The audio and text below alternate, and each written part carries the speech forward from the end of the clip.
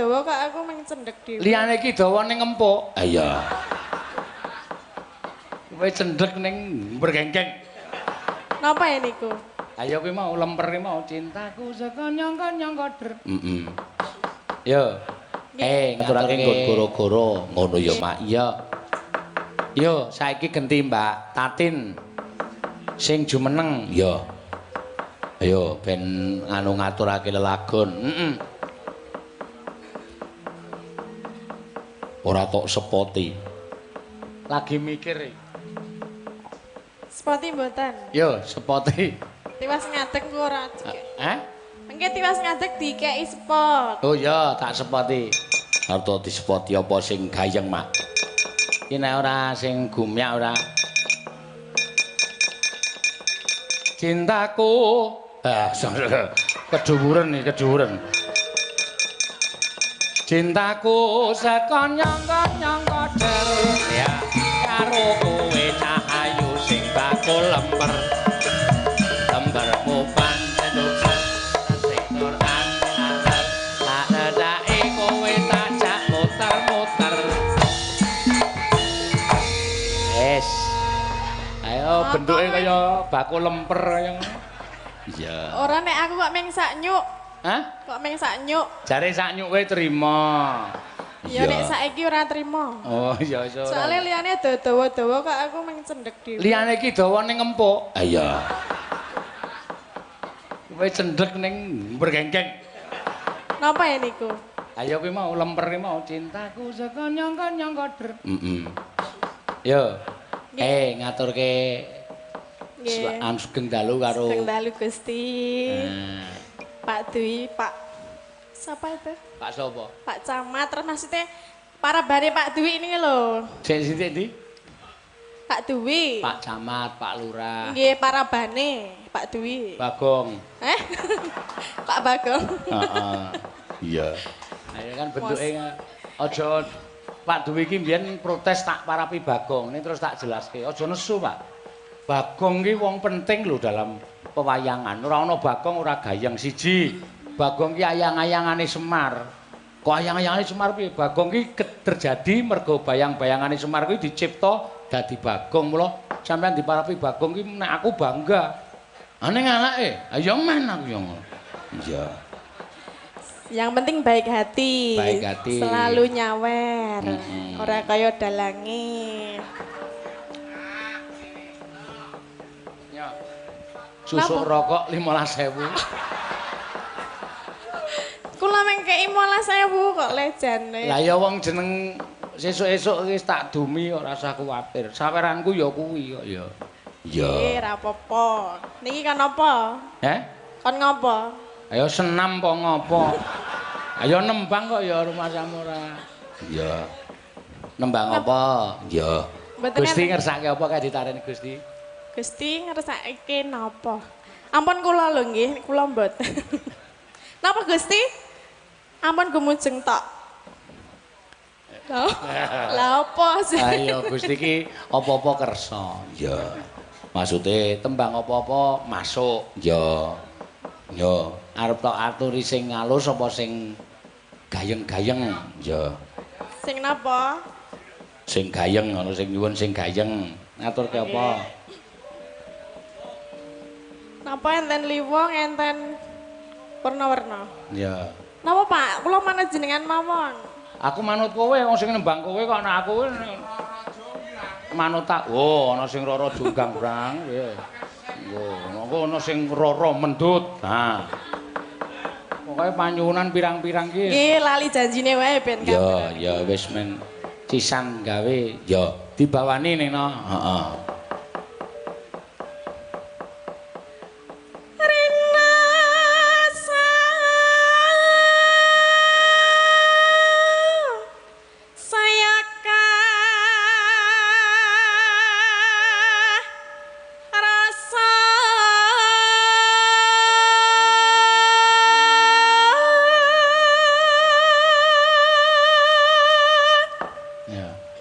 Pemilihan umum. Iya. Udu. Ayo udu. Karo seneng ati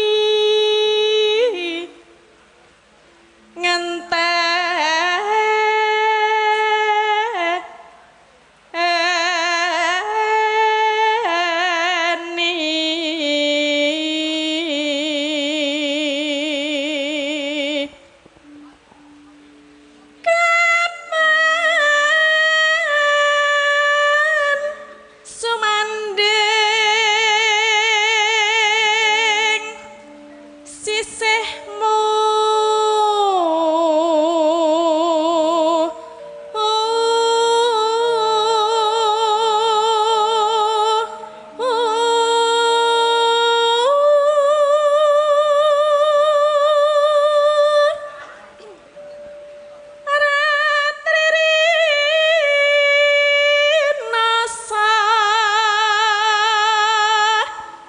Rina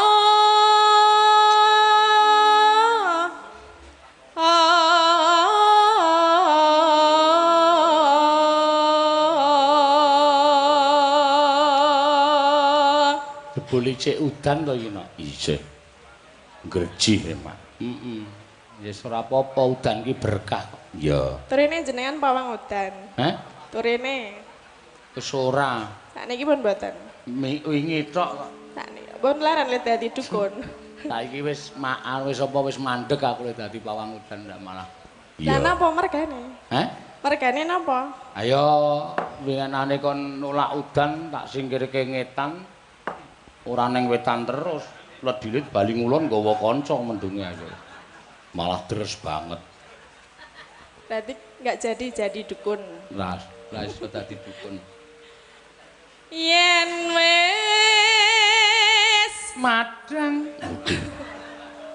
dereng urung wis wae kowe kira ngilang-ilangke panitia lho soto mau lah nggih soto wonten soto ning kula mboten lah ngopo ora mangan lah ming sithik oh piye nganggo baskom iki kok mangan kok dipang-pangke ra iya enggal ratri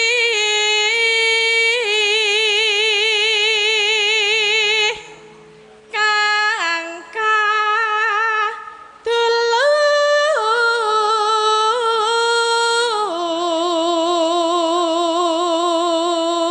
mung sliramu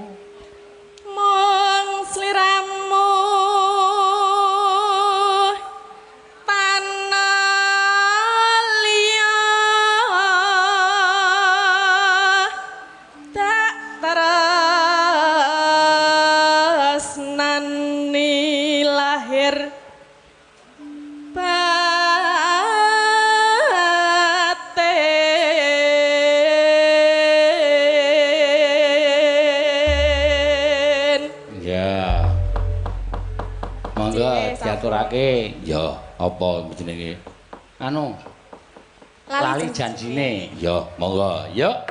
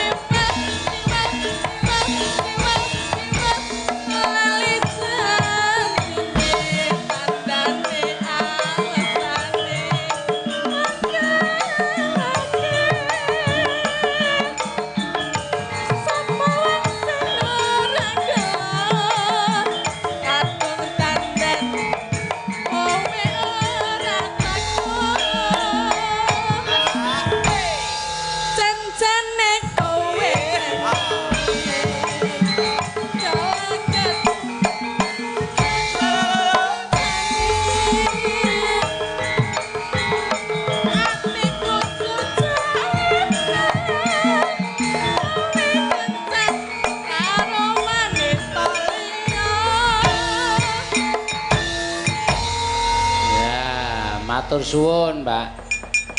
Tatin Lestari Handayani. Saka ngendi? Saka Kulon Progo. Oh iya. Sembah nuwun ya, Mak. Iya. Pirang-pirang lelagon wis diaturake, no? Iya. Ya saiki diteruske critane dhisik, ya. Mengko gara-gara sing kepareng durung diaturake neng gara-gara engko ndak entek neng limbukan, ya. Ngono ya, Mak. Ayo Keladesi nuwun Prabu Duryudana. Ayo tak derekke kae para sata Kurawa kok dampyak-dampyak padha bebarisan ya wis men padha netepi marang kewajibane dhewe-dhewe. Ya nggih, ayo Mak. Resang pate undang padya